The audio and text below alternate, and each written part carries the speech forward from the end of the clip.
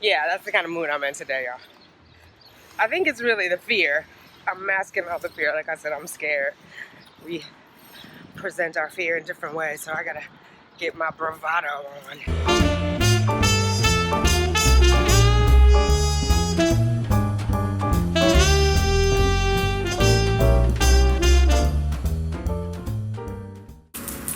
Hi, thanks for clicking on Simply Tanika. I am Tanika. If you are new here, welcome. Hit that subscribe button. Let's hang out a while. If you are returning, welcome back. Let's get those babies, ladies. I see the crystal raindrop. Hi, good morning, fertility fam. How are you?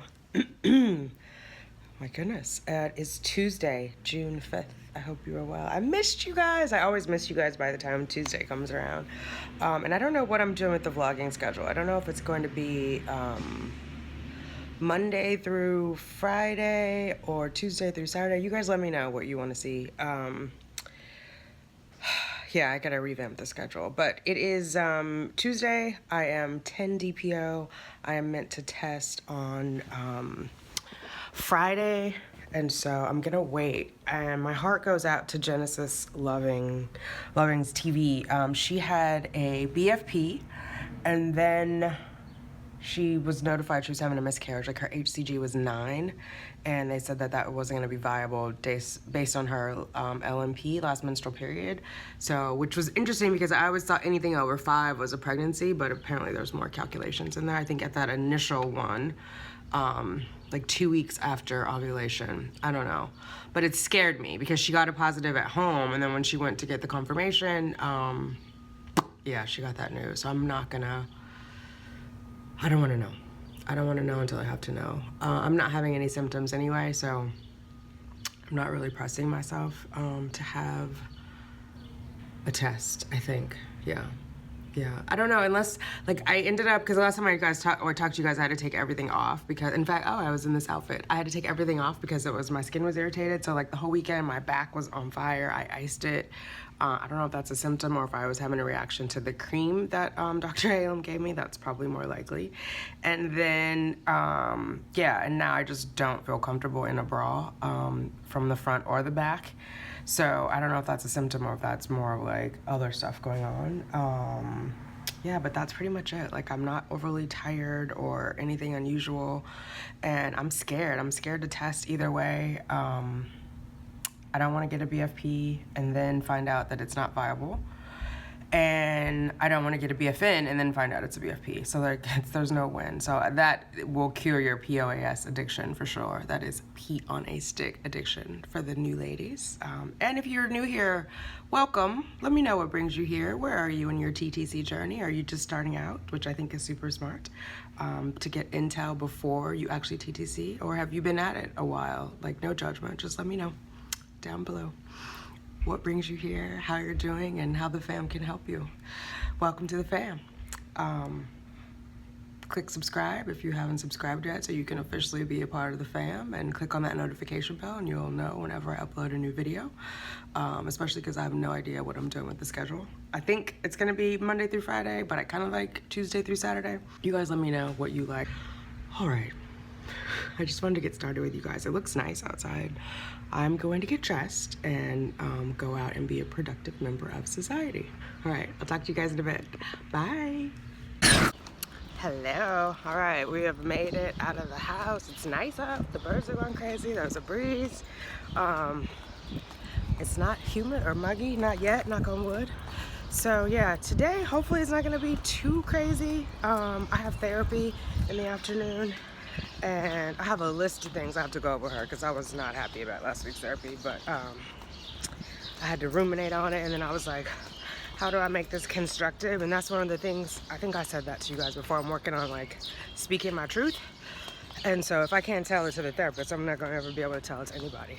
And I mean that, like, not that I hold it in, but speaking it in a constructive way, because I'm from the country, y'all, and Fresno, California. And I'll just say something crazy and not productive. Or as I've moved through corporate America, I learned that's not the thing to do, so then I don't say anything. And there's gotta be a happy medium, right? Like, I need to be able to express how I feel, how I'm feeling about what you said, and keep it moving. And do it in a way that is productive and not shutting it down, because when you're from the country, you will shut a motherfucker down. And so I have to rein in my temper and learn to use my language. So anyway, I wrote some notes. I'm telling you guys, so I'll be accountable. If I punked out, I'll have to come back up here and tell you guys I punked out. Yes, can you hear my flip-flops? I have on little sandals today because I have my heels in my bag. They're cute too. Here, let me see if I can show you real fast. I know the cab driver's like, what's going on? Isn't that a cute shoe? Ah! Cannot walk to the subway in that though. So, got on my flip-flops. So, yeah, that's pretty much all that's going down this morning. Work is a little crazy.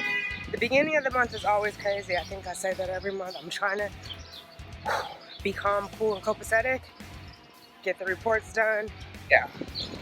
Gonna try to stay calm.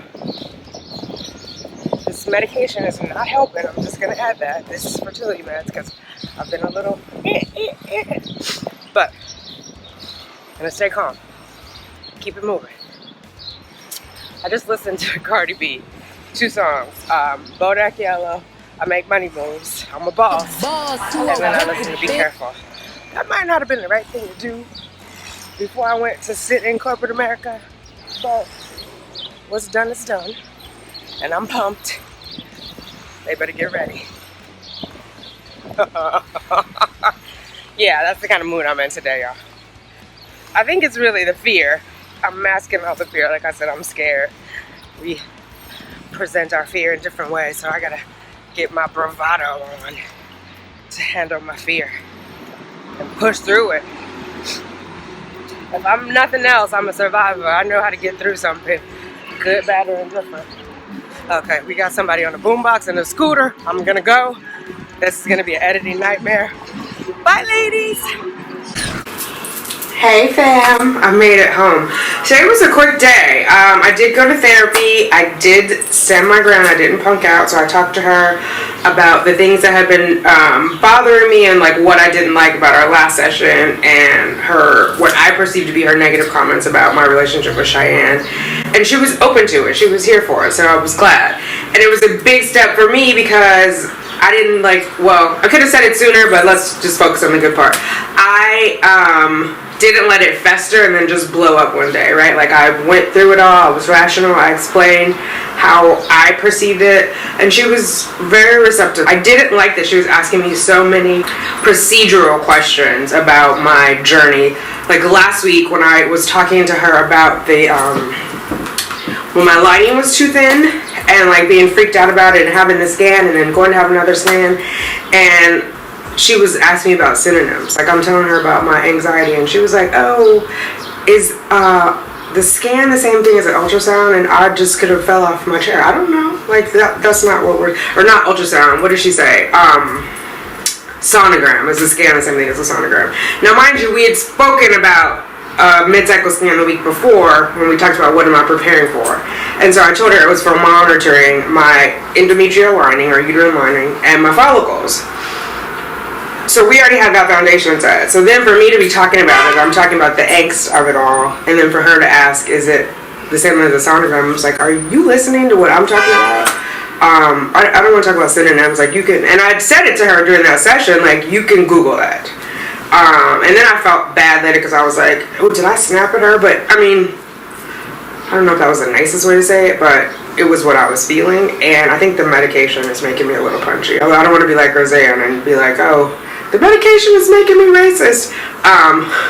This medication is not making me a bitch, but it's making me bitchy. Because I was like, and then I had to look it up afterwards because I'm all into information. A sonogram is not the same thing. The scan is an ultrasound scan, is a verb when they are actually doing something. The sonogram is the output. It's a picture of what the output is. Irrespective of that, who cares? I was talking about my lining wasn't thick enough, and we were trying to figure out if I would ovulate before my lining was ready, if we gave me the estrogen. So that should have been what we were focused on. So that's what I was telling her, because sometimes I'm like, take a cue from me. If I'm here for my mental health, let's focus on what I'm talking about and what I need. Your understanding of it all is secondary. And I talked about this with you guys before. Like, a person doesn't have to understand everything that you're going through to support you, or to be empathetic and or sympathetic, right? They just have to hear what you're saying and ask, like, how can I support you? But like, going through all the clinical stuff about it, it just felt like I was reduced to the sum of my parts. Like, I'm more than infertility. I'm more than just what's going on. Like, I'm a human being. I have concerns, anxieties. So that, and then there was another comment she had made, like, about Cheyenne and I being two ships in the night or something, which I didn't like, because it made it sound like I was like an absent parent. Cheyenne is 24, so we are not joined at the hip by any stretch of the imagination. I treat her as an adult. She and I have been in therapy before, and that is what works for us. Like, meaning we had joint therapy sessions with two different therapists, two different coasts, one in LA, one here. And I think we have a really good communication flow between the two of us, and we worked on that. And so, because this woman was asking me like questions about Cheyenne's schedule and whatever, and I was like, I don't know. She made like a comment of like, oh, you guys are like two ships in the night, which I thought was like dismissive and flip. We're not. Like, I literally have two phones. I have a work phone and a personal phone, and I have a calendar on each of them. And so I have enough trouble keeping up with my own damn schedule. I don't have time to keep up with Cheyenne's schedule.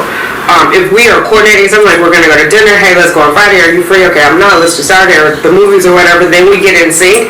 But otherwise, that's like extra, what am I going to put it on my calendar, memorize it? Like, it just didn't make sense to me. And I think it triggered me because what I felt like it was a judgment, like she was somehow judging my ability to parent, and I actually think I'm a pretty damn good parent, and so I didn't like that. And so she just said, like, she didn't mean it that way, but she understood like what it was, and she was like, oh, I'm glad you talked to me about it, because some people just leave. And I was like, no, you know, meaning they leave as a client, as a patient, and go somewhere else. I was like, no, I definitely want to talk about it, because that's like one of the things I'm working on, is like finding my voice, speaking my truth in a respectful manner, and not losing my shit. So there are a lot of curse words in this one today, right? I feel like I was cursing this morning. Sorry, guys. I'm in a mood. It's definitely, that estrogen is a beast. So, yeah. We talked about that. I talked about realizing, like, with everything that's going on with Genesis loving TV, that getting pregnant is only half the battle, and I've been spending a lot of time on just that part. But I was pregnant last year, and so getting pregnant and staying pregnant really is the goal, right? And so I don't know that I need to mentally prepare myself for if I have a miscarriage, but I need to be mentally aware that it's a possibility, and I think I need to just let go of all expectations. And I was talking to some of you guys today on the video that I posted, where I just found out about the lining, and you know, there are so many unexpected things that happen. You can't really plan for it, and it's kind of like let go of expectations. And even me, I'm like, what date are we doing this? You know, because I'm like, should I hop on a plane? It was Memorial Day weekend, like, and then it's just like, you got to fall back. Like, this is a part of my life that is going to take over at times, and I need to be okay with that. And then when I'm not okay with it, then I need to fall back and say, okay, I'm taking the cycle off. But I can't have it both ways, and so it's not something that I could be like, oh, I'm booking a ticket. If I book a ticket, it better have insurance, you know, in case it gets canceled, because I thought my IUR was going to be on Thursday, and it didn't end up happening until Saturday of the Memorial Day weekend. So I could have been on a plane somewhere, but I want to have a baby, so I got to figure that part out.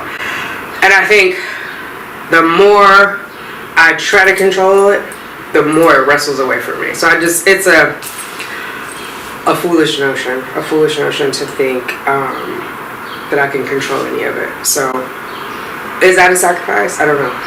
It is definitely a compromise. There'll be lots of compromises if it all works out. Like, if the baby's up until 2 o'clock in the morning and I have to go to work, like, I'll figure it out. So gotta roll with it. But I think a lot of us, we're type A, you know, we want it now. We want it yesterday. We want to do boom, boom, boom and see the results. Like, we got it in, bam. And infertility has its own mind, it's a great equalizer. No matter what nationality you are, no matter your socioeconomic status, where you are on the planet, like, it keeps you humble. It keeps you humble for sure. It keeps me humble. Yeah. I did do some coloring. I want to show you guys more of this. My coloring conception book. So this actually helps. So this weekend I was like not trying to focus on anything. I got quite a bit of them done. I feel like a little kid. Mommy, do you want to see what I colored? Can you see that? I can zoom in later so I don't mess up the light. But that one, that was day 15. You can see the little sperm traveling out, headed to the egg and penetrating it. And it has the meditation on the side, right? I don't know if it's a meditation. I guess visualization, but as you're coloring it, you kind of think about that too, and you think about like what's happening in your body. So it's nice because it's relaxing. Like I was thinking about, okay, the sperm are coming and they're gonna find the egg, and then colored that, and then the next day feeling this connection within myself, and then there's, you know, that, and like feeling the love within my body. So you have these hearts, and it's very like feminine, and you know. So oh wait, I swear I colored more than that. Oh, here we go. Day 19. This one is a little crazy.